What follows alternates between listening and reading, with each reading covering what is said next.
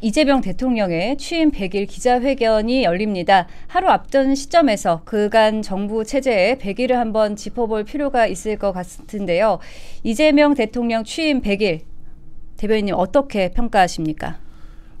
취임 100일 진짜 역대 대통령 중에서 뭐 다 취임 100일은 그동안 이제 성과라든가 또는 시작하고 있는 사업이라든가 이런 것에 대해서 또는 미래에 앞으로 할 사업에 대해서 자신감을 드러내는, 그러니까 좋게 평가하면서 앞으로 자기가 할 사업에 대해서 자신감을 드러내는 그런 100일 기자회견이 될 겁니다. 근데 이번 100일 기자회견은요, 그 어느 때보다도 비판의 목소리가 많은 그런 질문을 받게 되는 기자회견이 될 것 같고, 근데 이것을 의식했는지 정청래 당대표는 자화자찬한 명비어천가라고 그러죠. 네. 그거를 이제 막 쏟아냈습니다. 하지만 국민들 느끼는 지금 뭡니까? 지금 주주들 뒤통수 맞았죠. 천만 개미 투자자들 이제 주주 그 주식 이제 양도세 이런 문제로 뒤통수를 맞았었고요. 그 다음에 지금 뭐 각종 이제 노란봉투법 통과시키면서 지금 주식도 떨어지고 있으면서 기업은 일자로 줄이기 위해서 로봇으로 대체하겠다 그러고 있는 거고요. 그리고 국민의 기본권인 범죄 생겼을 경우에 보호받을 이런 권리조차도 지금 침해당하고 있는 이런 상황이 되고 있지 않습니까? 이렇기 때문에 지금 기자회견장에서 따로 뭐 본인은 자화자찬 하겠지만 기자회견에서 국민이 많은 기대를 하고 있을까요? 저는 뭐 그렇게 썩 좋은 소리는 나오지 않을 거다 이렇게 봅니다. 네, 안보 문제에 대해서도 좀 얘기를 해볼까 하는데요. 대북 정책도 좀 느슨해졌다는 평가가 있습니다. 국가 안보가 위협받고 있다는 지적이 나오고 있는데요. 이건 어떻게 보십니까? 이번에 특히 전승절 간 거 있지 않습니까? 이거는 굉장히 큰 패착을 한 겁니다. 민주당에서 그렇게 얘기합니다. 박근혜 전 대통령도 중국 전승절 가지 않았냐 얘기하는데 그때는 완전 목적이 달라요. 그때 박근혜 전 대통령이 중국 전승 참여한 거는요, 중국을 이용해가지고 북핵을 좀 달래고 또는 북한에다 어떤 소통 창구를 열고, 그러니까 중국을 지렛대로 이용을 해서 북한의 이제 핵 문제 이런 걸 해결하려는 그런 외교적인 목적으로 전승절에 참여를 했었어요.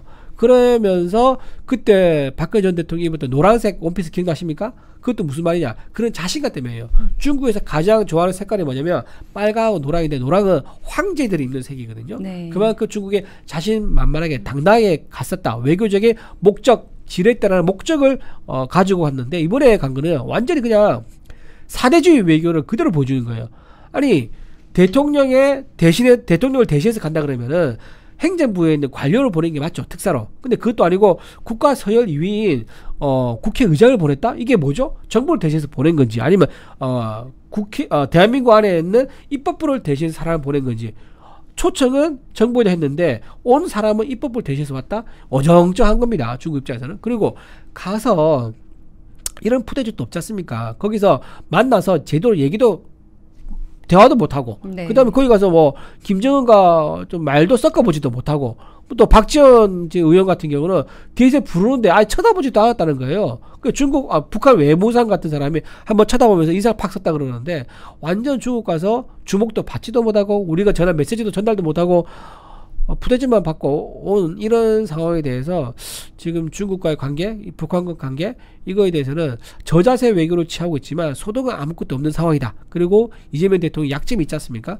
불법 대북 송금 혐의로 재판받고 있는 중인데 물론 중단됐지만 그게 국제사회에서 엄청난 약점이 되고 있는 거예요. 뭘 하든지 간에 이재명 정권 믿을 수가 없다. 이재명 정권에 뭘 약속하면 저거를 가지고 북한에 도움을 줄 수 있는 사람이라는 그런 불신 때문에 지금 트럼프도 그렇고 전 세계 자유진영 국가들이 이재명 대통령을 믿지 못하는 그런 상황인 거죠. 근데 그런 상황에서 이재명 대통령이 북한과 어떤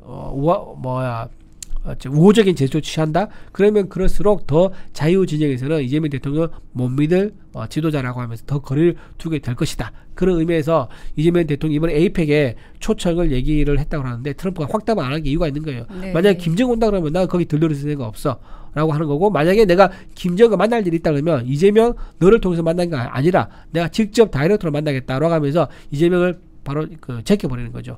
그런 상황입니다. 네, 우리 정부도 좀 입장을 확실히 해야 할 것 같습니다. 네네. 네. 그리고 지금 100일을 앞두고 보고 있는데 취임 후 이 대통령이 가장 많이 사용한 단어를 한번 보도록 하겠습니다. 바로 사람이라는 단어를 가장 많이 사용했던 분석이 나왔는데요. 사진 보시면요. 산업재해와 사람을 강조하는 발언이 두드러졌습니다. 실제로 100일 동안 사람이라는 단어를 230번이나 언급하면서 산재와의 전쟁을 선포했는데요. 반면에 기업 측에서는 과도한 규제가 경제 위축으로 이어질 수 있다는 우려도 나오고 있습니다. 대통령의 이런 기조 앞으로 계속 지속될 가능성이 좀 있을까요? 지금 이제 이재명 대통령이 가지고 기본 이제 기조는요, 친노동자 정부예요. 그러니까 친기업 정부, 시장주의적인 정부가 아닌 거죠. 중소기업에서 중견기업, 중견기업에서 대기업 가면요, 중소기업에서 중기업 갈 때 규제가 94개가 늘어난대요. 그리고 중견기업에서 대기업으로 가게 되면 300개 넘는 규제가 새로 생긴다는 거예요. 그러니까 이런 규제를 없애야지 우리 기업이 투자를 하면서 일자리가 늘릴 수 있는 건데, 그러지 않고 거꾸로 노동자를 위한 그런 정책 입법, 노란봉투법이라든가 이제 이런 것만 관심을 가지고 또 이제 최저임금도 지금 올리겠다고 지금 하고 있는 것 같거든요. 이렇게 노동자 중심으로 가기 때문에 기업들은 점점 더 투자를 꺼려하게 되고, 그리고 창업자가 리스크를 안고 하지 않습니까? 자기의 모든 재산과 자기의 목숨을 걸고 투자를 해가지고 창업을 하는데, 그 창업한 사람의 오너를 인정하지 않고, 즉 대주주의 역할을 인정하지 않고, 대주주도 언제든지 노조에서 형사처벌 대상이 될 수 있다는 것을 법으로 만들어주니까 오너가 혁신적인 투자라든가 혁신적인 판단을 안 하려고 하는 거예요. 그럼 결국 시장은 얼어붙을 수밖에 없는 거고, 그걸 장기적으로 오래 가게 되면 결국은 우리 기업의 경쟁력이 떨어지게 되고, 그럼 뭐 국민들만 손실을 볼 수밖에 없는 거고, 공장은 전부 다 해외로 다 빠져나갈 수밖에 없는 거고, 일자리는 로봇으로 다 대체될 수밖에 없는 거죠. 네, 계속해서 이제 경제정책 기조로 관한 걸 보겠는데요. 아까 그래픽 다시 띄워주시면요. 이 대통령이 세 번째로 가장 많이 쓴 단어는 바로 경제입니다. 145회나 썼는데요. 국민이 체감하는 민생 회복은 아직 좀 더디다, 이런 평가가 나오고 있습니다. 사실 소비 쿠폰과 같은 현금 살포에만 집중하고 있는 거 아니냐, 이런 지적도 나오고 있는데요. 어떻게 보십니까? 그 현금 뿌려져 가지고 경제에 이제 좋은 영향을 준다라는 그런 보고서가 없습니다. 네. 현금 뿌려봤자 그 효과가 굉장히 낮다. 재정 승수라는 게 있습니다. 재정 승수 1로 보는데, 투자를 100을 하면 경제 활성화가 100으로 이루어지면 1이에요.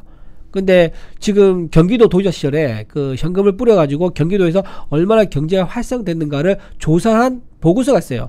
거기 재정 승수가 얼마 나온 줄 아세요? 0.5면은 100을 뿌렸는데 50 정도의 효과가 있다는 얘기인데, 얼마나 나왔느냐? 그때 경기도에 뿌렸을 때 0.2가 나왔어요. 그러니까 100을 뿌렸는데 실제로 경제 활성화에 도움되는 건 20밖에 안 된다는 얘기거든요. 이렇게 돈을 뿌린 것은 무슨 의미냐? 선거 때 표를 달라, 그거 이상의 의미가 없다는 얘기예요. 경제적으로 효과를 기대하고 돈을 뿌렸지만 재정 승수 효과가 0.2라 그러면 그건 무슨 의미겠습니까? 나한테 표를 주면 내가 현금 또 줄게, 그 얘기밖에 없는 거예요. 그렇기 때문에 지금 내년 이제 그 지방선거가 있지 않습니까? 제가 보기에 올해 이제 9월에 한 번 더 현금을 뿌린다고 지금 예정되어 있는데, 올해 9월뿐만 아니라 내년 이제 지방선거를 앞두고 또 한 번, 그때 다시 또 명분이 있겠죠. 지금 경기가 어렵다고 하면서 또 한 번 현금을 뿌리려고 할 건데, 이게 문제가 뭐냐? 이런 식으로 현금을 뿌리기 시작하면요, 결국은 국민들이 굉장히 경제 활동에 소극적으로 되고 현금 살포에 의존적으로 되는 거예요. 현금 살포에 의존되면 본인 스스로가 일자리를 구한다거나 또는 창업을 한다거나 이렇게 해서 경기에 어떤 주체로 참여한 것이 아니라 정부가 뿌려주는 그 돈에 의존해서 그 돈 떨어지기만 기다리면서 사회 전체의 경제 활성도가 떨어지는, 굉장히 둔화되는 그런 상황이 생기거든요. 그게 베네수엘라가 그랬었습니다. 베네수엘라가 계속 현금을 뿌림으로 인해 가지고 모든 국민들이 전부 다 정부에 의존할 수밖에 없는 그런 상황을 만들면서 일을 안 하려고 하는 거예요. 전부 다 앉아서 있다가 정부가 이제 그 문제 때문에 경기 활성화를 위해서 현금 살포 안 한다 하고 이제 경기 활성화를 위한 투자나 기업 투자라든가 이런 거 하게 되면 선거를 통해 가지고 그 지도자를 쫓아내는 거예요. 그러면서 현금 살포하는 지도자가 오면은 그 사람도 투표를 주는 거예요. 이게 악순환이 계속되는 거죠. 그래서 베네수엘라가 세계 최대 산유국입니다. 사우디아라비아보다 매장된 석유가 더 많대요. 그럼에도 불구하고 세계 최빈국, 북한과 비슷한 세계 최빈국이 되는 게 그런 현금 살포에 대한 영향이 매우 크다, 이렇게 말씀드릴 수 있습니다. 네, 또 경제를 짚어보면서 노란봉투법도 이야기를 안 해볼 수 없을 것 같은데요. 그렇죠. 노란봉투법도 지금 핵심이 이거예요. 이제 노조가 이제 쟁의를 이제 했을 때 쟁의가 불법이면 이거에 대한 이제 손실을 발생했을 때 기업이 노조한테 손해배상 청구를 할 수 있는 건데 이거를 못하게 한다는 거예요. 그러니까 불법으로 파업을 해도 기업 입장에서는 아무런 저항권을 못 가져야 되는 거죠. 그럼 어떻게 됩니까? 노조는요 불법 파업에 대한 유혹을 뿌리칠 수 없는 거예요. 네. 왜냐면 자기들은 손실 없고 기업만 손실이 있기 때문에 자기들이 어떤 이제 협상을 요구하게 되면 이건 무조건 너네가 받아야 되는 이런 상황으로 악용을 할 수 있는 거죠. 그렇기 때문에 노란봉투법은 지금 유럽 상공에서도 그렇고 미국 상공에서도 그렇고 이게 통과된다면 우리 철수하겠다라고 말한 게 그냥 나온 빈말이 아니다. 정말로 실제로 철수를 하고 있는 거고요. 지금 당장 현대도 봐요. 6년 동안 지금 파업이 없다 그러는데 지금 파업한다 그러지 않습니까? 현대 같은 경우는 고졸도 취업을 하면 연봉이 최저연봉이 8,000부터 시작하는 것이에요. 아주 근로자 중에 진짜 귀족 노조라고 부를 정도로 아주 좋은 대우를 받고 있는 곳임에도 불구하고 더 많은 대우를 해달라면서 스트라이크를 한다는 거 아니겠습니까? 이게 현대자동차 노조만 예를 든 게 아니라 그 회사 나쁘다는 얘기가 아니라 노조들이 상생을 할 수 있게 기업과 상생을 할 수 있어야 되는데 상생이 아니라 너무 일방적인 자기 이익만을 고집을 하는 이런 상황을 하게 되면 결국은 경제 전체가 파탄으로 갈 수밖에 없다. 오너는 리스크를 안고 싶지 않아서 투자도 하지 않고 고용도 하지 않고 그렇게 갈 수밖에 없다. 이런 겁니다. 네, 이런 경제계의 우려에 불을 끄려는 모습일까요? 좀 생소한 발언도 했습니다. 이재명 대통령이 노조원 자녀 우선 채용 불공정 대명사라고 지적을 한 건데요. 이건 어떻게 보셨습니까? 이것도 옛날부터 사실 많이 나왔던 얘기예요. 옛날에도 이제 노조원들이 회사에다 요구를 할 때 협상 대상으로 이제 임금 협상이 가장 이제 많죠. 임금 협상, 임금 인상, 그다음에 복지, 증진 이런 건데 그 중에 하나가 뭐냐면 내 자식들이 우리 회사에 들어온다 그러면 무조건 채용해달라라는 그런 이제 조건을 걸었다는 거예요. 그게 밝혀진 게 굉장히 많아요. 그리고 회계 처리도 굉장히 불투명하게 했었고 회계 처리를 보고할 의무가 없다 보니까 이게 어떻게 되냐? 노조원들한테 수익을 걷어가지고 이게 전부 다 어디 쓰느냐? 일부 이제 간부들이 일탈하겠지만 일부 간부들이 자기 이제 쌈짓돈 주머니로 이제 쓰는 거예요. 그렇게 써서 잘못 집행된 경우도 있고 또 하나 어디 쓰이냐? 전부 다 정치인들한테 후원하면서 쓰는 것도 굉장히 많은 거예요. 자기들의 이익을 대변해주는 그런 정치인한테 후원금 왕창 때려가지고 입법을 하는 그런 비용으로도 굉장히 많이 쓰였단 말이에요. 그렇기 때문에 이걸 투명하게 해야 된다라고 하면서 윤석열 전 대통령이 노조의 회계 투명성화를 만들어서 노조가 정말 노동자의 권익보호와 복지 증진을 위해서 활동할 수 있도록 하는 건데 사실은 그렇게 힘들게 돌려왔는데 사실은 이재명 대통령이 노란봉투법을 통과시킴으로 인해 가지고 좀 더 정치 세력화 정치 단체로 하면서 무력을 행사할 수 있는 그러니까 거리에 나온다든가 또는 회사에서 파업을 한다든가 하면서 무력화할 수 있는 정치 세력화할 수 있는 그런 이제 빌미를 더 좋은 환경을 만들어줬다 그렇게 좀 비판할 수 있습니다. 네. 또 아까 전에 말씀하셨듯이 주식 양도세 기준 논란도 계속되고 있잖아요. 정부가 대주주 양도세 기준을 10억 원으로 낮추려다가 혼란 끝에 결국 50억 원으로 유지할 가능성이 커졌습니다. 한 달 동안 정말 계속 갈팡질팡하는 모습이었는데요. 주식 양도세 결정 어떻게 생각하시는지요? 원상복귀 할 수밖에 없죠. 지금 개미 투자자가 1,000만 명이 넘습니다. 1,400만 명인가 좀 된다는 얘기도 있더라고요. 근데 그분들이 이제 이재명 대통령의 이 정책에 대해서 믿었다가 이제 배신당했다, 뒤통수 맞았다라고 이제 하니까 이제 눈치를 보는 거죠. 근데 일부 민주당에 있는 몰지각한 또는 반시장주의적 인사들이 이거를 10억으로 낮추자라고 했었는데 그거는 뭐 어쨌든 시장에서는 받아들일 수 없는 일이다. 그리고 실제 미국에서는요. 주주 거래했을 때 세금 내는 게 또 없다 그러더라고요. 그런데도 불구하고 월급쟁이들이 아주 어렵게 모아서 조금씩 투자해가지고 뭐 자기 뭐 맛있는 거 사 먹는다든가 또는 아이 학비 대고 하는 이런 거에 대해서 과중한 세금을 물리는 거 이거는 뭐 처음부터 예견됐던 일이다. 다시 원상복귀 할 수밖에 없었던 일이다라고 좀 생각하고 근데 뭐 이걸 또 이재명 대통령이 자기 잘못이 아니다라고 생각하겠죠. 그러면서 누군가를 희생양으로 삼으려 할 건데 과연 그 희생양이 누굴지 그것도 한번 지켜볼 필요가 있을 것 같습니다. 네, 지금 막 김금혁 부장관님 오셨습니다. 네, 많이 더우시죠? 안녕하세요. 죄송합니다. 오늘 생방송 앞에 급하게 잡힌 게 있어가지고 끝나서 오느라고 늦었습니다. 네, 이렇게 와주셔서 감사합니다. 네. 자, 지금 계속 이재명 정부 100일을 앞두고 좀 짚어보고 있는데요. 네. 경제에 대해서 짚어보는 중입니다. 또 이재명 대통령이 높은 금리에 허덕이는 저신용자들을 위해서 고신용자들의 금리를 높이는 방식을 거론을 했습니다. 이건 어떻게 보시나요? 저는 사실 이 해당 기사를 읽으면서 제가 경제학에 무지해서 그런지 모르겠지만 이해가 잘 안 갔어요. 네. 그러니까 지금 고신용자들의 금리를 높이는 방법으로 저신용자들의 어떤 그 부담을 어떤 식으로 줄여줄 수 있는지에 대한 모델이 없거든요, 사실은. 근데 이런 상황 속에서 지금 고신용자들은 결국은 어떻게 보면은 지금까지 굉장히 잘 해온 사람들인 거잖아요. 신용이 높다라는 건 결국은 금융거래를 함에 있어서 여러 가지 문제가 없었다라는 것이고, 지금까지 성실하게 뭐 여러 가지 뭐 저축이라든가 뭐 은행에서 뭐 대출을 받았다 하더라도 그걸 뭐 대출을 다 갚아가지고 신용점수가 올라가서 결국 고신용자가 된 건데, 그런 사람들의 노력을 우리가 어떻게 보면은 평가해주고 그 노력에 따라서 차등을 해주고, 이게 아니라 결국은 쉽게 말하면 돈 많이 버는 사람한테 돈을 더 뜯겠다, 이런 소리로밖에 들리지 않기 때문에 저는 이게 어떤 고민 끝에 나온 정책인지 모르겠다라는 그런 생각이 들어요. 조금 딴 얘기긴 하지만 제가 대학교 때 이제 이런 비슷한 주제를 가지고 토론을 한 적이 있습니다. 완전히 비슷하지는 않지만 이런 거였어요. 우리가 지금 국민 중에 한 40% 한 초반대, 아마 이준호 대변인 더 잘 아실 텐데 한 43에서 45%의 국민만 세금을 냅니다.